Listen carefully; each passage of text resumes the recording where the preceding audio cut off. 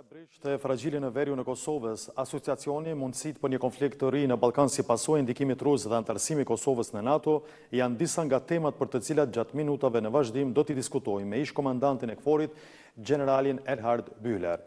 General, përshëndetje nga Prishtina dhe faleminderit për kohën. Thank you very much for your time. Ju keni qenë komandanti i misionit paçruajtës të KFOR-it gjatë periudhës 2010-2011. Përveç që i njihni rrethanat këto pjesë të Ballkanit, keni përcjellë edhe zhvillimet ndërvite në rajonin tonë. Si e shihni pozicionin e Kosovës sot kur po flasim edhe në aspektin politik, por edhe në atë të sigurisë? Well, Kosovo is actually in a strategically comfortable situation. Situatë goxha të rehatshme në aspektin strategjik. There is no reason for the Kosovo side to frighten the citizens or to be frightened. Qytetarët e vet apo që të friksohet vet. There is no real threat. Nuk ekziston ndonjë kërcënim real. There are some unacceptable intimidations. Ka disa akte të pranueshme të friksimit, do thosha unë. And we have to be clear that Russia is conducting an information warfare campaign against the West. Të luftës informative hibride kundër perëndimit. They try to destabilize our societies by që të destabilizojnë shoqëritë tona me anë të dezinformatave, by hybrid warfare means, me ato që quhet luftë hibride. And they try to influence also Serbia. Përpiqen po ashtu që të ndikojnë edhe tek Serbia që të bashkangjitet në këtë luftë hibride, siç e quajmë luftë informative. But Russia's warfare we have in common actually in Europe. Kjo luftë e Rusisë, lufta hibride e Rusisë ka qenë goxha e pranishme në Evropë. So we are all victims actually of this hybrid information warfare. Mund ta quajmë veten të gjithë viktima të kësaj lufte hibride edhe në Gjermani, edhe në Kosovë dhe kudo qoftë në Evropë. In common we have also that we have to kemi edhe çështjen që duhet të pozicionohemi. That Ukraine has to win the war. Ashtu që Ukraina ta fitojë gjithsesi luftën. Ukraine has to stop the aggression, restore the borders and survive as an independent country. Dhe t'i rivendos kufitë e vet, integritetin e vet territorial si shtet. And as an independent and democratic society. Si një shoqëri e pavarur dhe demokratike. If I look at the Balkans, the situation is a bit different, of course. Është situata pak më ndryshe, gjithsesi. We have at least in two areas, in the Republika Srpska in Bosnia and Herzegovina. Në dy zona në Republika Srpska në Bosnia Herzegovinë. And in Kosovo, ongoing discussions, edhe në Kosovë kemi diskutime të vazhdueshme. Ky dialogu i vazhdueshëm midis Kosovës e Serbisë e që ndërlidhet edhe me pavarësinë e Kosovës. And so if you want that we can say it like this, we have frozen conflicts. Mund ta themi kështu, mund t'i quajmë edhe konflikte të ngrira. And we had to learn over the past years that Russia likes those frozen conflicts. Këto vitet e fundit që Rusisi pëlqejnë shumë këto konflikte të ngrira. And heats them sometimes and make use of it. Rusia përpiqet që t'i nxjisë ato dhe t'i përdor pastaj në dobinë vet. Me gjithë praninë e NATO-s në vendin tonë, kërcënimi i Serbisë ndaj Kosovës është parë edhe në rastin e Banskës më 23 shtator të vitit të kaluar. A shihni real rrezikun për sulme të ngjashme terroriste dhe këtë agresion që është bërë nga ana e pushtetit të Serbisë ndaj territorit të Kosovës? Well, we will see. I don't see an imminent threat. Unë nuk shoh ndonjë kërcënim të drejtë për drejtë, kështu iminent, ka qenë sulm terrorist gjithsesi.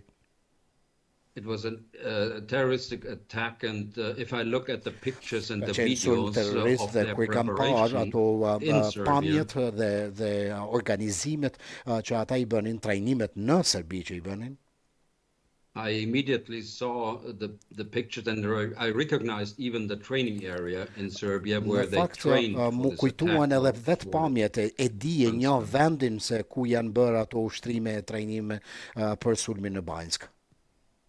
And this brings me to the conclusion that it's not possible, this terrorist attack is not possible konstatimi që një sulm tjetër terrorist nuk është I mundur without the knowledge of Serb security nuk është I institutions mundur and pa even njohurinë e institucioneve të sigurisë të Serbisë of the top level.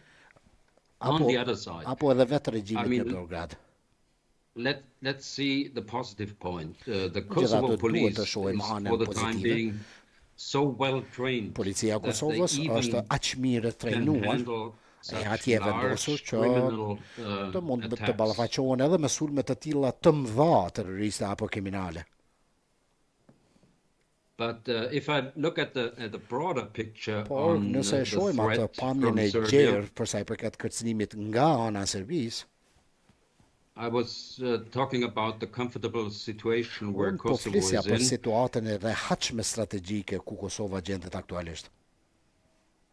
Kosovo has a NATO force in country, a Kosova NATO ka force një of forcë të 6,000 NATO-s, soldiers. do të 6.000 ushtarë të KFOR-it brenda saj. You can argue that it's not enough Dhe mund të to argumentohet defend ndoshta që Kosovo. mund mos jenë të mjaftueshëm për të mbrojtur Kosovën në rastin të një sulmi të gjerë. But if I talk about the comfortable Por situation, kur them I mean, situatë e rehatshme strategjike, në kuptoj që më së pari first there is a Security Council resolution in place, ekziston the rezoluta e Council Këshillit të Resolution Sigurimit 1244, 1244 që është ende në fuqi. and this gives the NATO force a clear mandate E kjo I jep for KFOR-it, forcës e Kosovës defending a nga safe NATO-ja, and I jep secure mandat të environment qartë in për të Kosovo. mbrojtur, për të siguruar ambient të qetë të sigurt në Kosovë. And even restore a safe and secure E pastaj environment edhe if për ta necessary. rivendosur ambientin e qetë të sigurt, po pati nevojë.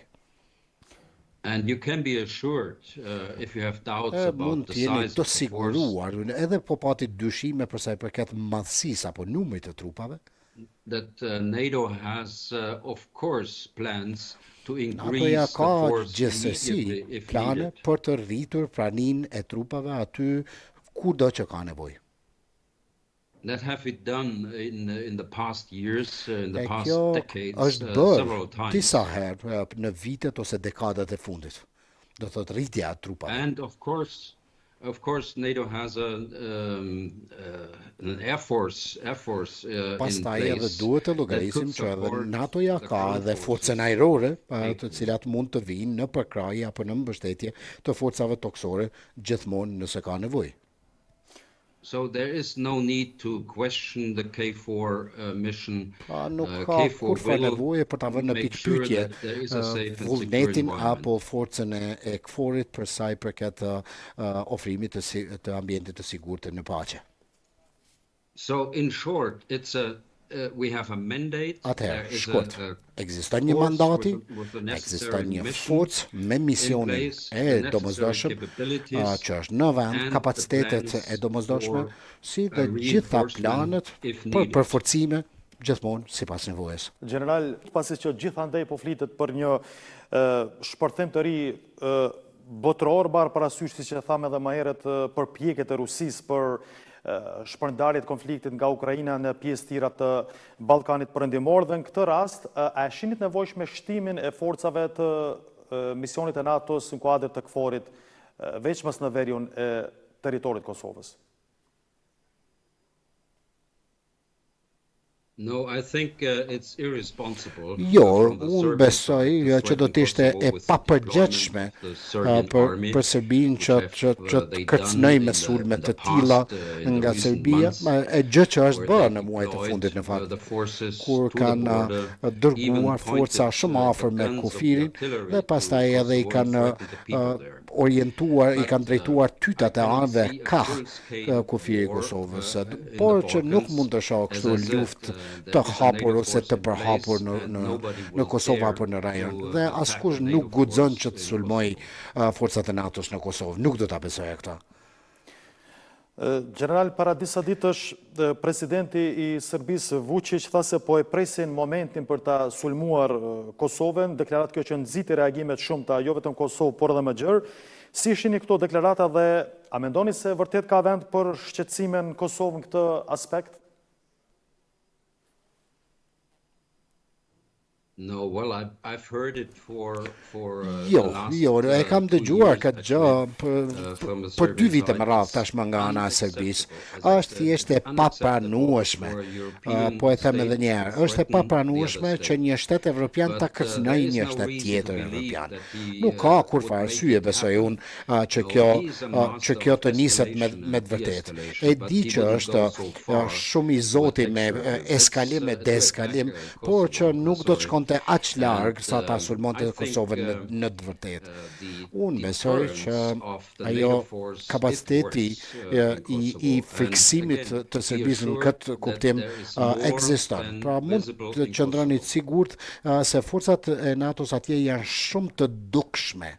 Po I kthemi general edhe një herë rastit të Banskës që ndodhi në shtator të vitit të kaluar. A mendoni se ky akt I tmerrshëm e ka marrë dënimin e merituar ndërkombëtar dhe a flet pra për vigjilencë më të madhe dhe nga trupat e KFOR-it? Marr parasysh që kemi parë që ai grup që ka hyrë nga territori I Serbisë ka qenë profesionalisht I përgatitur, qoftë fizikisht, qoftë me armë të cilat është thënë që kanë arritur me urdhër të vet e kreut të shtetit të Serbisë Vučić bashkë me kryeterroristin pra Radojić I cili e ka pranuar që ka qenë udhëheqësi I këtij agresioni.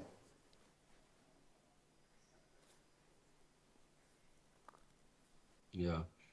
I think KFOR is prepared. Unë besoj që KFOR-i është shumë I gatshëm dhe tashmë e dim atë modelin e veprimit dhe unë besoj që nuk ka ndonjë shenjë kështu imediate që mund të ketë një kërcënim të tillë dhe që mund të ndodhë ndonjëherë më. Dhe siç e thash, policia e Kosovës ka qenë shumë e gatshme për të ballafaquar me këtë sulm dhe kjo është shenja më e mirë e mundshme dhe dua t'ju them kështu, mos u nga sulmet të tilla. Sulmet terroriste gjithsesi që mund të ndodhin kudo në botë, mund të ndodhin edhe në Rusi, siç e pam javën e kaluar, dhe mund të ndodhin edhe në Francë apo në Gjermani apo mund të ndodhin edhe në Kosovë në këtë rast.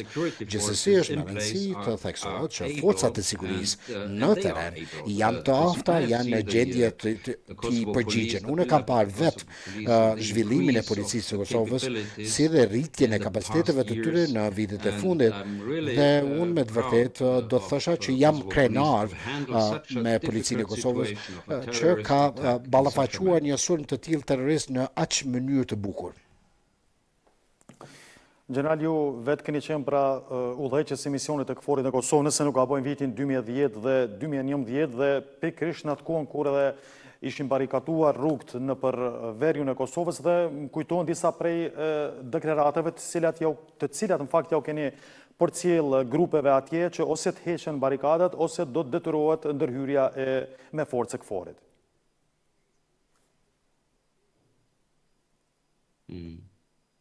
Yeah, that's true, but it Ja, është e vërtet, por që duket se nuk ka qenë e domosdoshme në këtë rast, sepse kam parë njësitë e KFOR-it dhe pastaj policia e 𝐫𝐭𝐤𝐥𝐥𝐤 që kanë monitoruar situatën, por që I gjithë sulmi atëherë dhe e gjithë gjëja është menaxhuar nga policia e Kosovës dhe në mënyrë jashtëzakonisht të mirë. Javë më parë, ambasadori amerikan në Beograd, Chris Hill, bëri një deklaratë që nxiti reagimet shumëta në Kosovë, tha se Serbia është më afër me NATO-n se sa Kosova. Si e komentoni këtë deklarat kur dihet se Serbia se ka asnjë lloj interesimi për NATO, derisa Kosova vazhdimisht punon ngushtë me aleancën dhe partnerët e saj, përfshirë edhe SHBAT, Gjermaninë e pjesë tjera që të bëhet pra antare NATO-s? That's true. Është e vërtet. Unë do doja shumë që Kosova t'i bashkohet NATO-s në të ardhmen e afërt dhe unë besoj që e ardhmja e ushtrisë së Kosovës është në NATO dhe vetë e ardhmja e Kosovës si shtet është gjithsesi në NATO. Por që ta them sinqerisht, kjo është një çështje politike shumë më shumë se sa që mund të jetë kjo çështja e interoperabilitetit apo përputhshmërisë së ushtrisë së Kosovës. Dhe besoj që kjo ka qenë ajo përmbajtja e deklaratës së ambasadorit në Beograd. Unë mendoj që në aspektin politik duhet të tejkalojmë atë situatën e atyre vendeve që nuk e ka njohur pavarësinë e Kosovës dhe kjo është pjesa sfiduese politike për Kosovën dhe pastaj për miqt e Kosovës duke përfshirë këtu Shtetet e Bashkuara dhe shtete tjera të Evropës siç mund të jetë vendi im Gjermania. Ndërsa pika e dytë, kjo çështja e interoperabilitetit, pajtueshmërisë së kapaciteteve midis ushtrisë së Kosovës dhe atyre të NATO-s, pra duhet të vazhdojmë bashkëpunimin bilateral me Shtetet e Bashkuara, me Gjermaninë, me Turqinë, me Italinë dhe shtetet tjera antar të NATO-s, ashtu që të ngritet kapaciteti i ushtrisë së Kosovës që të arrijë këtë nivelin e interoperabilitetit si quhet. Në fakt e di që ekzistojnë kapacitete në Kosovë dhe në disa fusha ka një lloj pajtueshmërie, përputhshmërie të tillë, por që ka edhe shumë punë për të bërë në atë drejtim, derisa në ndërkohë çështja politike të tejkalohet apo të zgjidhet në vitet në vijim. General, çfarë ndikimi do të kishte antarësimi i Kosovës në NATO në aspektin e ruajtjes së stabilitetit rajonal, paqes dhe proceseve tjera të integrimit euro-atlantik jo vetëm Kosovës, por edhe të vendeve tjera të Ballkanit Perëndimor, edhe pse sipas jush pra problem mbetet mosnjohja e Kosovës nga vendet që janë anëtare të NATO-s?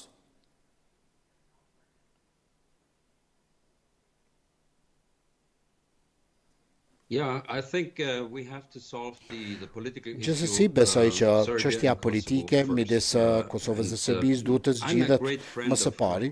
Unë jam mik i madh i Kosovës, por që më besoni, dua të jemi sinqert. Nëse kjo çështje nuk zgjidhet, nuk mund të ketë hap tjetër drejt antarësimit në NATO deri më sot. E kemi Malin e Zi, Maqedoninë e Veriut, Shqipërinë të integruara në NATO. Pra vetëm Bosnia dhe Hercegovina, Kosova dhe pastaj në fund edhe Serbia na mungojnë. Nga këndvështrimi strategjik është në interes të NATO-s në fakt dhe të shteteve anëtare të NATO-s që ta integrojnë që të gjithë rajonin e Ballkanit Perëndimor, gjitha shtetet brenda NATO-s, por që hapat e parë vijnë së pari dhe hapi i parë është që të zgjidhet çështja dhe të bëhet një lloj progresi në procesin e normalizimit. Tani procesi i normalizimit nuk është se ka qenë ndonjë histori e suksesi në vitet 2 ose 3 vitet e fundit. Në fakt, mu e kundërta e suksesit. Kemi parë vështirësi me miq më të mëdhenj të Kosovës, Shtetet e Bashkuara dhe disa prej shteteve më të rëndësishme të BE-s, siç mund të jetë edhe Gjermania apo Franca dhe Italia dhe shtetet e tjera dhe shtetet e kontinentit evropian siç është Mbretëria e Bashkuar. Do të thotë humbja miqve të tillë do të ishte një gabim tepër i madh i Kosovës dhe pastaj dështimi i madh i politikës së jashtme. Besoj që të gjithë në Prishtinë atje janë shumë të vetëdijshëm. Nuk është se unë po jap ndonjë rekomandim të shquar, por humbja miqve ose alatëve nuk do të ishte ndonjë objektiv që duhet ndiqet. Antarësimi generali pothuajse gjitha vendeve të interesuara të rajonet e Ballkanit Perëndimor në NATO do të ishte edhe një lloj frenimi i shtrirjes së ndikimit të Rusisë në Ballkan? Yes, of course. Sigurisht që po. Partly yes, and Ose ndoshta po themi kështu pjesërisht, më së pari që të mbushet ai boshllëku, ashtu që i gjithë Ballkani Perëndimor të jetë i rrethuar me shtetet të NATO-s, edhe pastaj shtetet të Bashkimit Evropian. Thjesht është një grup në Ballkan dhe kjo do ta kalonte pastaj edhe situatën politike. Do thotë kjo do të ishte nga këndvështrimi im interesi më i madh.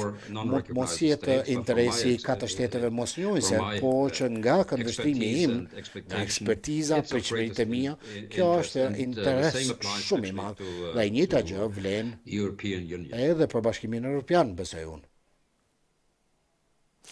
Me qenë se jemi duke biseduar general të kjo përpjekje e shtrirës së Rusisë në Ballkan ditë më parë, ministri jashtëm i Serbisë Ivica Dačić ishte për vizitë tek homologu i tij rus në Kremlin. A do të mundet në këtë rast SBA dhe BE ta kthej Serbinë ka perëndimi ashtu siç po tentohet?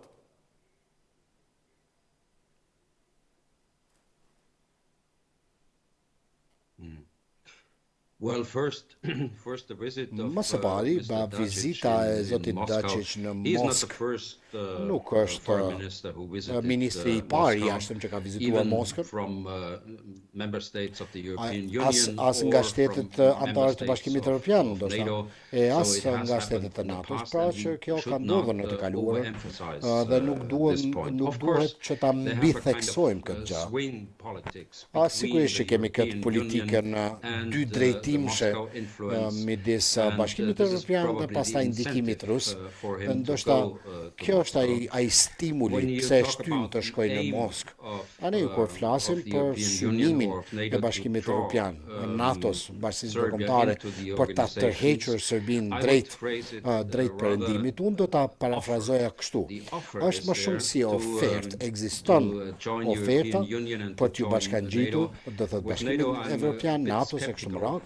Me NATO do të isha pak më skeptik, sepse e di që shumica e popullit në Serbi e kundërshtojnë integrimin në NATO, po që Bashkimi Evropian do të ishte një dobi, një përparësi goxha e madhe për Serbinë dhe besoj që popullata në Serbi, po ashtu, është shumë larg nga ky toni agresiv që përdoret apo objektivat e tillë agresiv që i thekson qeveria, por që nuk është se vepron në to. General, me qenë se si që thamë, ju jeni ushtarak me përvojë, njihni këtë aspektin e sigurisë gjitha pjesë të rajonit Ballkanit Perëndimor, veç mas edhe Kosovën, me qenë se ju keni qenë vetë udhëheqës për emisionit të KFOR-it. Kosova tani ka dhe ushtrinë e saj që njihet, konsolidohet dhe mendimin e miqve tanë përfshirë edhe Gjermaninë. Si e shihni tani ecjen e ushtrisë së Kosovës dhe kur mendoni se me ecjen e saj FSK do të jetë me kapacitete të plota?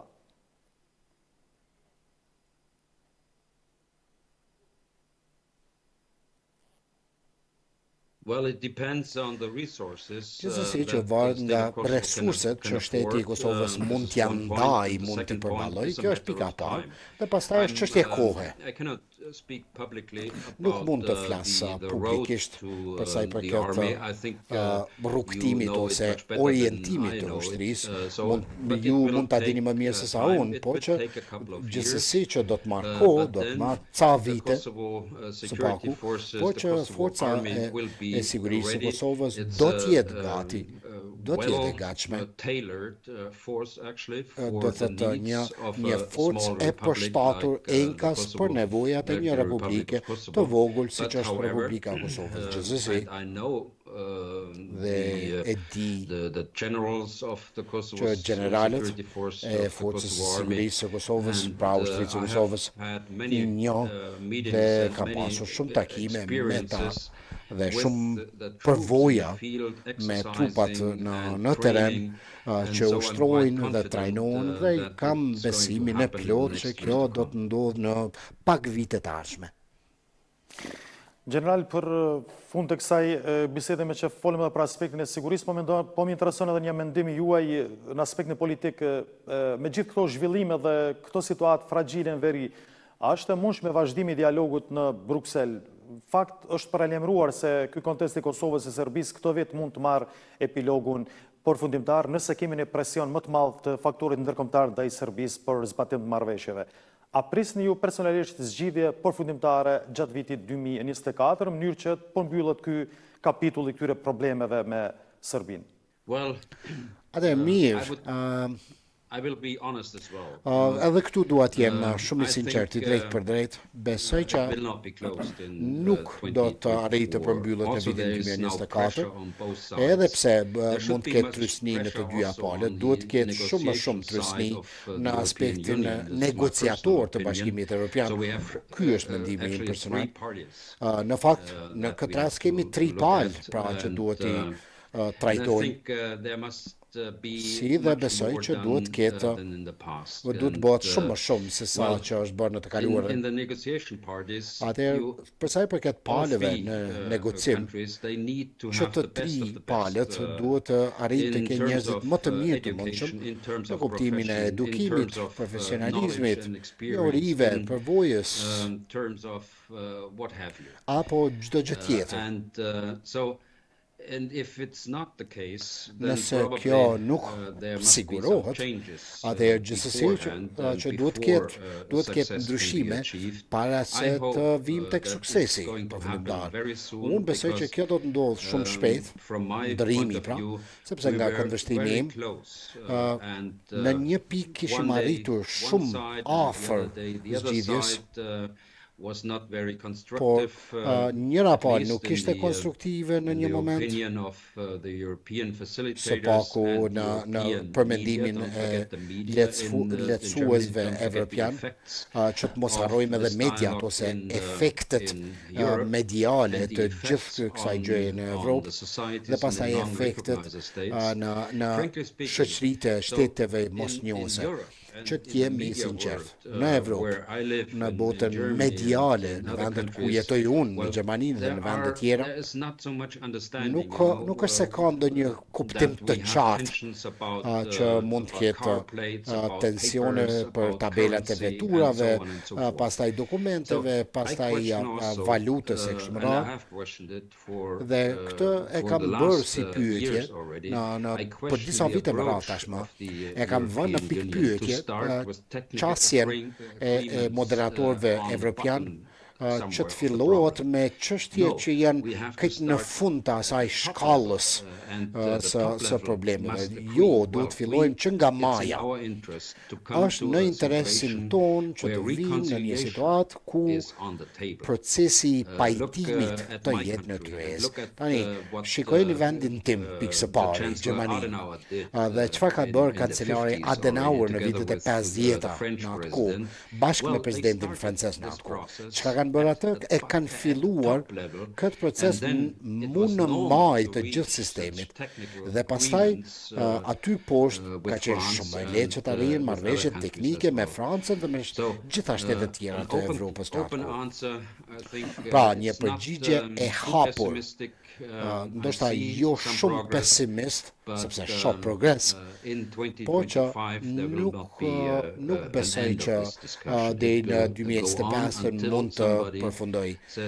Do të vazhdoj derisa dikush del edhe thotë të ulemi në nivelin më të lartë të mundshëm, të fillojmë në përpjekjet e pajtimit, sepse shoqëritë, siç jeni ju shumë të vetëdijshëm, edhe në Kosovë edhe në vende tjera, duke përfshirë se Serbinë nuk kanë qenë të përpoqshme.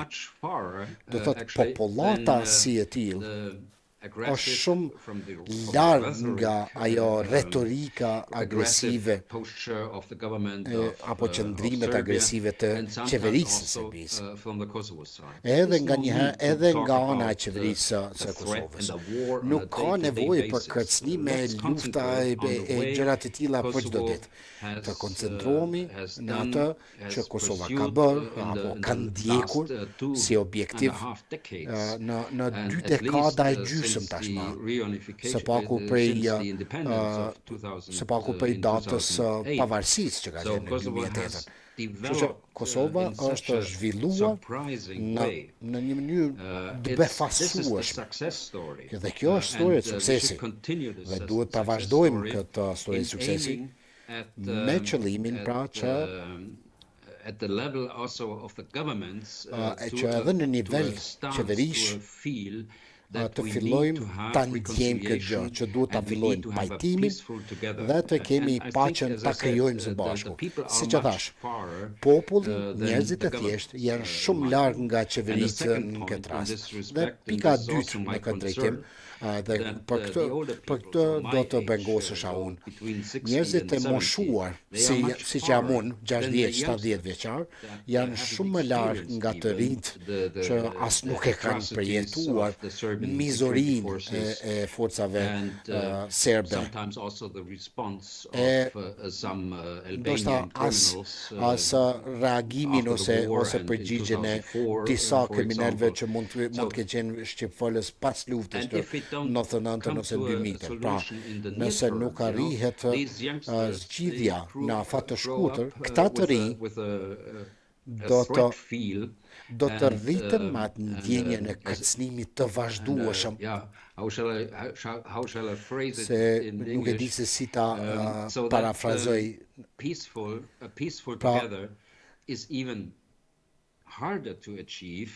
Ajo paqja e përbashkët është edhe më e vështirë pastaj me këta njerëz që do të rriten dikur. General, ishte kënaqësi që sonte ju kishim në lajmet e fundit televizionit publik të Kosovës. Falenderoj shumë edhe një herë për paraqitjen dhe për gjithë këtë diskutim që e bëjmë edhe për situatën e sigurisë në Kosovë, po edhe në pjesë tjera të Ballkanit. Faleminderit shumë për ftesën dhe ju dëshiroj gjithë atë mirat popullatës së Kosovës. Faleminderit shumë, natën e mirë.